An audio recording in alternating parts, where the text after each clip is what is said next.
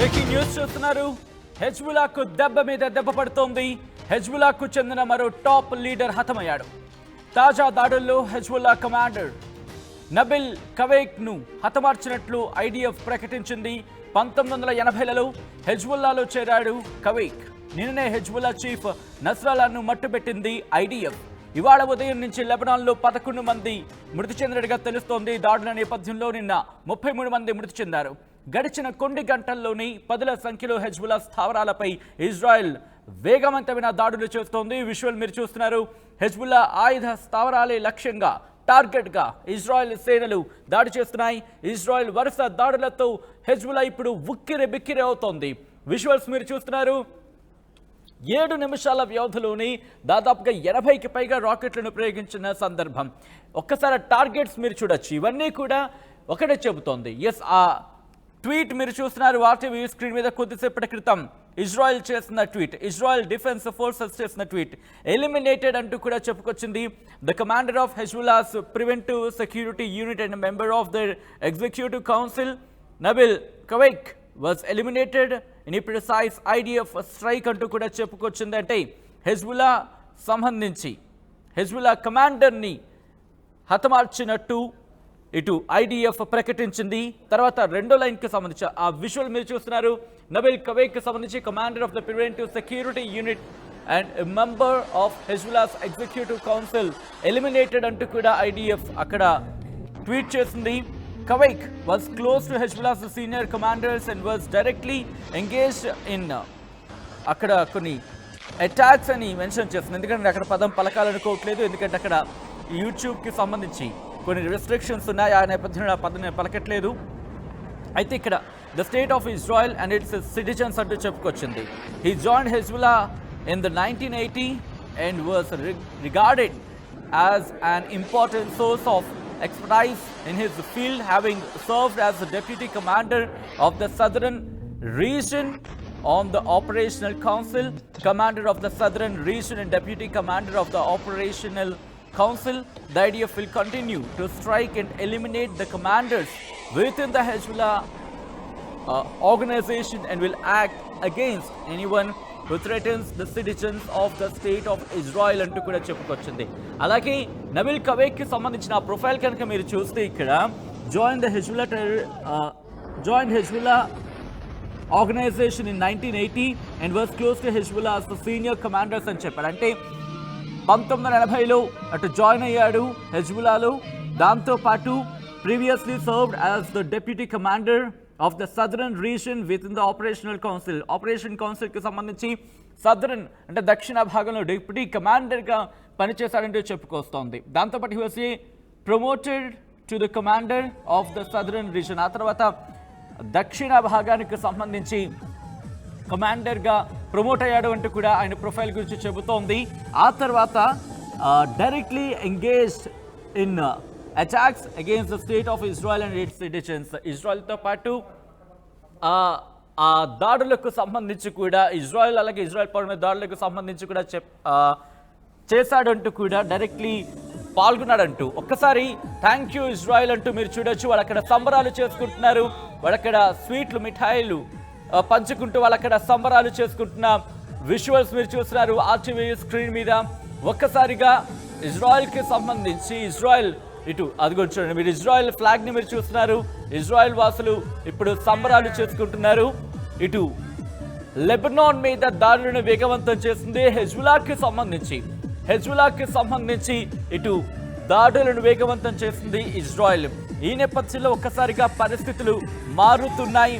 మరి ముఖ్యంగా ఇక్కడ టాప్ కమాండర్స్కి సంబంధించి ఆపరేషనల్ చీఫ్ ఇబ్రహీం అఖిల్ని హతమార్చింది. ఆ తర్వాత టాప్ కమాండర్ ఫవాద్ షుకూర్ని హతమార్చింది. ఆ తర్వాత ఒక్కసారిగా పరిస్థితులు మారాయనే చెప్పుకోవాలి. పరిస్థితులు మారిన సందర్భాన్ని ఒకసారి ఇక్కడ మనం గుర్తు చేసుకోవాలి. పరిస్థితులు మారిన నేపథ్యంలో ఒకసారి ఈ ఘటన తర్వాత వీళ్ళు సంబరాలు చేసుకుంటారు. ఒకసారి ఆ విజువల్స్ చూద్దాం. ఇజ్రాయెల్ వీళ్ళు సంబరాలు చేసుకుంటారు. ఒకసారి విజువల్స్ చూద్దాం.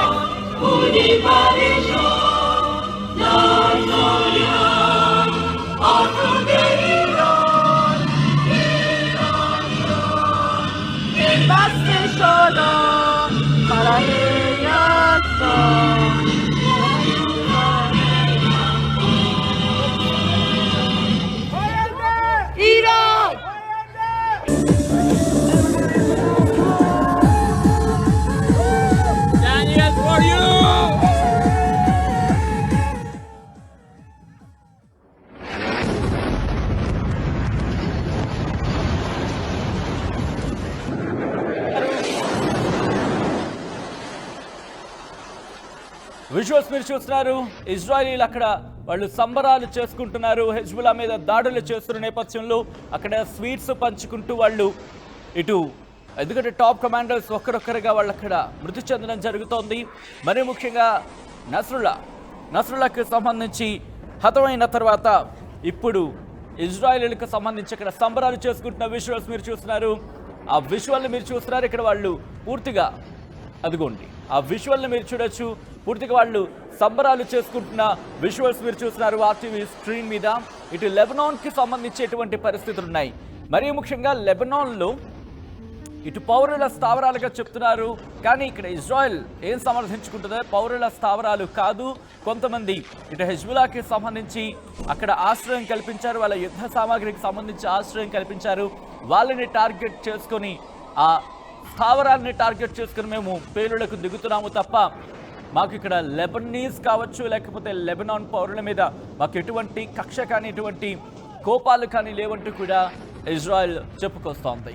కానీ హెజ్బుల్లా మాత్రం ఇంత దాడి జరుగుతున్నా మరి ముఖ్యంగా నస్రుల్లాకి సంబంధించి 30 ఏళ్లుగా ఇటు హెజ్బుల్లాని నడిపించుకుంటూ వస్తున్నాడు నస్రుల్లా హతమైన తర్వాత ఎక్కడా కూడా మా యుద్ధం కావచ్చు మా ప్రయత్నం కావచ్చు ఆగదు, మా పోరాటం ఆగదు అంటూ కూడా హెజ్బుల్లా చెప్పుకొస్తోంది. అలా ముందుకు వెళుతున్న సందర్భం ఇప్పుడు ఇజ్రాయెల్ కూడా ఒకటే చెబుతోంది, తమ దాడులకు సంబంధించి ఇంకా వేగవంతం అవుతాయి. ఎందుకంటే ఒకవేళ ఎవరైనా ఇజ్రాయెల్ విషయం కావచ్చు లేకపోతే ఇజ్రాయెల్ పౌరుల విషయంలో కావచ్చు ఆలోచించిన వాళ్ళకి ఆపద కావచ్చు వాళ్ళకి ఇబ్బంది తలపెట్టాలని ఆలోచించినా సంకల్పించిన వాళ్ళని వదిలిపెట్టేది లేదు. తమ పౌరుల ప్రాణాలను కాపాడుకుంటాం, తమ దేశాన్ని కాపాడుకుంటాం అంటూ ఇజ్రాయెల్ చెప్పుకొస్తోంది. రాత్రి 1 గంట ఎగ్జాక్ట్గా 28వ తారీఖు అక్కడ ఆ పరిస్థితులు కనుక మీరు అబ్జర్వ్ చేస్తే ఎంతటి దారుణమైన పరిస్థితులు అర్థమవుతుంది. 7 నిమిషాల వ్యవధిలోనే దాదాపు 80కి పైగా రాకెట్లు బంకర్లలో దాక్కున్న వ్యక్తిని అక్కడ బంకర్లను బద్దలు కొట్టేసి మరి ఆ బంకర్లను బద్దలు కొట్టి మరి నస్రుల్లాను హతమార్చిందంటే ఇజ్రాయెల్ ఎంతటి పకడ్బందీ ప్లానింగ్ వెళ్ళుంటుందో అర్థం చేసుకోవచ్చు. బెంజమిన్ నెతన్యాహు తన పర్యటన రద్దు చేసుకోవడం, ఇమ్మీడియట్గా కమ్యూనికేట్ అవ్వడం, త్రివిధ దళాలు భేటీ అవ్వడం, త్రివిధ దళాలు అక్కడ భేటీ అయ్యి ఈ అంశాన్ని ప్రస్తావించడం. రాత్రి 1 గంట సమయంలో నస్రుల్లా అటు కేంద్ర ఆఫీస్కి సెంట్రల్ ఆఫీస్కి చేరుకున్నట్టుగా సమాచారం అందడం, ఆ తర్వాత ఇన్ఫర్మేషన్ పాస్ చేసిన తర్వాత ఆ విషయాన్ని బెంజమిన్ నెతన్యాహుకి చెప్పడం, అక్కడి నుంచి పర్మిషన్ తీసుకున్న తర్వాత ఈ సెంట్రల్ ఆఫీస్కి సంబంధించిన నస్రుల్లా అక్కడ భేటీ అవుతున్నాడని తెలిసి బంకర్లో ఉన్నాడని తెలిసి ఈ ఇన్ఫర్మేషన్ని కన్ఫర్మ్ చేసుకున్న తర్వాత ఈ IDF అంటే ఇజ్రాయెల్ డిఫెన్స్ ఫోర్సెస్ ఒక్కసారిగా వైమానిక దళం ఈ బాంబులతో కావచ్చు లేకపోతే యుద్ధ సామాగ్రితో నిన్న విమానాలు వైమానిక దాడులకు సంబంధించి టార్గెట్ని పట్టుకొని సిద్ధంగా ఉండడం, ఆ తర్వాత ఒక్కసారిగా పర్మిషన్ వచ్చింది. అంతే 7 నిమిషాల వ్యవధిలోనే ధడ ధడ ధడ ధడ ధడ ధడ ధడ బాంబులు పేలాయి. నస్రుల్లా హతమయ్యాడు. ఈ విషయాన్ని ధృవీకరించలేదు వెంటనే ఇటు హెజ్బుల్లా కూడా. కానీ నిన్న కొద్దిసేపటి తర్వాత హెజ్బుల్లా కూడా ఈ అంశాన్ని ప్రస్తావించింది. హెజ్బుల్లా కూడా చెప్పుకొచ్చింది. ఇప్పుడు ప్రపంచవ్యాప్తంగా ఇదే హాట్ టాపిక్గా మారింది.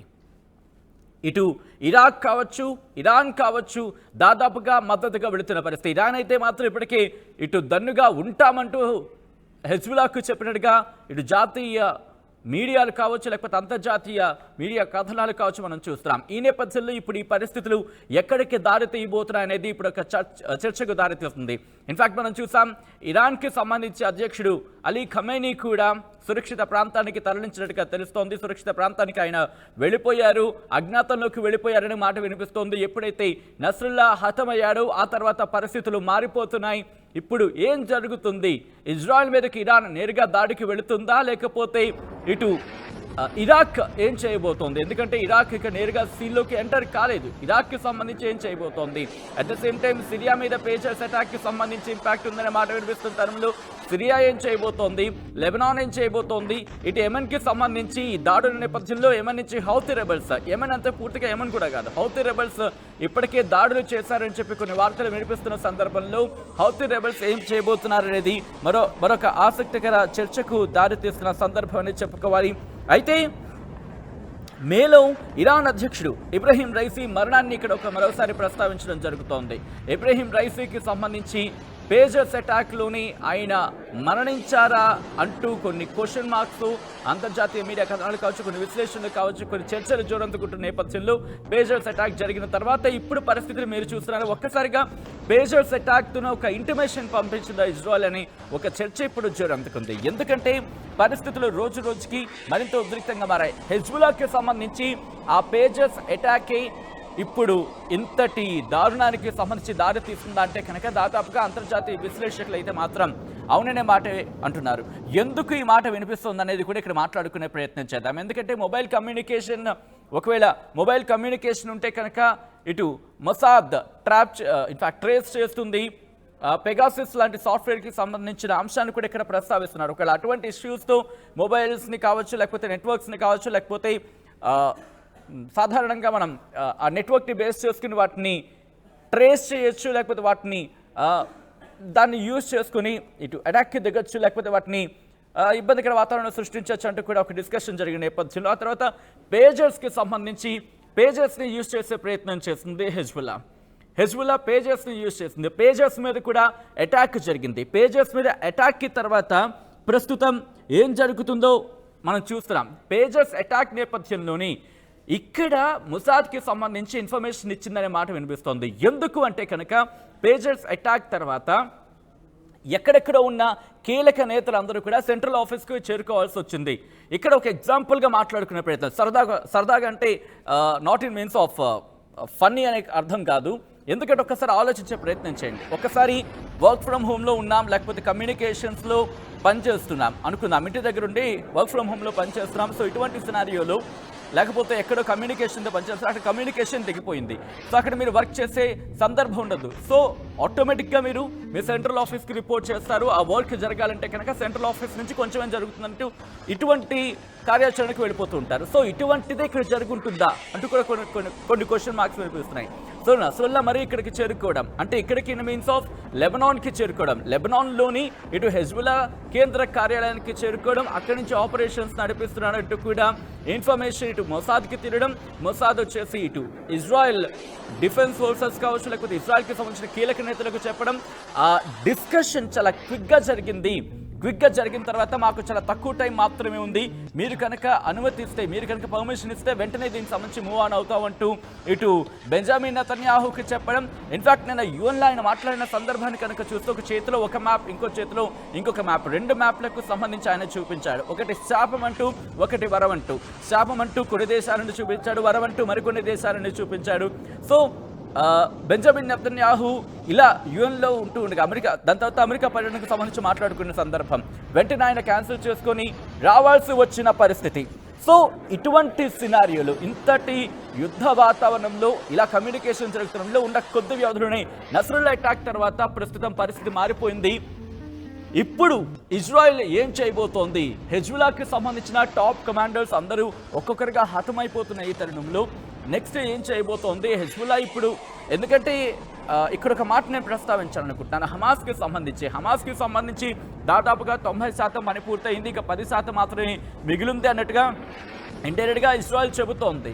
సో అటువంటి ఈక్వేషన్ ఇక్కడ కూడా ఫాలో చేస్తుందా, ఇక్కడ కూడా అప్లై చేస్తుందా అనేది ఒక ప్రముఖమైన చర్చ ఇప్పుడు దారితీస్తోంది. హమాస్కి సంబంధించి ఎటువంటి సినారియో ఉందో అక్కడ చూసాం. దాదాపుగా ఇప్పుడు హమాస్కి సంబంధించి ఏం చేయబోతుంది? ఇక్కడ హమాస్కి సంబంధించి ఇంకా డిస్కషన్కి అంటే ఈ దాడి నేపథ్యంలో హమాస్ ఎక్కడ కూడా తెర మీదకి రాలేదు.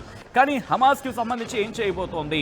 ఇప్పుడు ఓవైపు లెబనాన్లో హెజ్బుల్లా, యెమెన్లో హౌతీ రెబల్స్, దాంతోపాటు ఇరాన్ నేరుగా రంగంలోకి దిగలేదు. కానీ ఇక్కడ ఇరాన్ ఇటు హెజ్బుల్లాకి మద్దతుగా వెళ్ళే అవకాశమే ఎక్కువగా కనిపిస్తోంది. ఎందుకంటే నస్రల్లా కూడా ఇరాన్తో మంచి సంబంధాలు అనేది మనకి కనిపిస్తున్న అంశం. సో ఇటువంటి సినారియోలో నేరుగా ఇప్పుడు రంగంలోకి దిగి ఇరాన్ యుద్ధం చేస్తుందా? ఎందుకంటే తమ కమాండర్ కూడా చనిపోయానంటూ కూడా చెప్పుకొచ్చింది.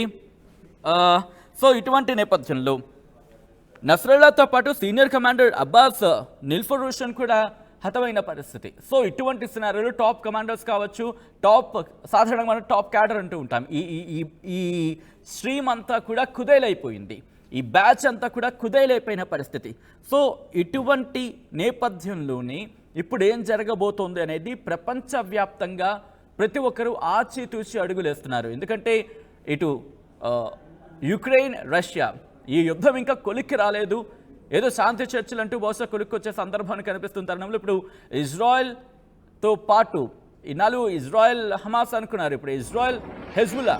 సో ఇటువంటి ప్రపంచ అస్థిరత నేపథ్యంలో ఏం జరగబోతోంది, ప్రపంచ దేశాలు ఏం చేయబోతున్నాయి, ఐడిఎఫ్ ఇంకా ఏం చేయబోతోంది, మరి ముఖ్యంగా ఇజ్రాయెల్ డిఫెన్స్ ఫోర్స్ ఇప్పుడు ఏం చేయబోతోంది, హెజ్బుల్లా విషయంలో ఏం చేస్తుంది, ఎప్పుడు ఈ దాడులు ఆపుతుంది, లేకపోతే హెజ్బుల్లాకి సంబంధించి ఏం చేయబోతోంది, హెజ్బుల్లా ఒకవేళ పూర్తిగా నిర్వీర్యమయ్యే పరిస్థితి వస్తే కనుక ఇరాన్ నేరుగా రంగంలోకి దిగి అప్పుడు ఇరాన్ అటాక్ చేస్తుందా? ఇలాంటి ప్రోస్ అండ్ కాన్స్కి సంబంధించి అంటే ఆ సాధ్యాసాధ్యాలకు సంబంధించి తీవ్రమైన చర్చ జరుగుతోంది.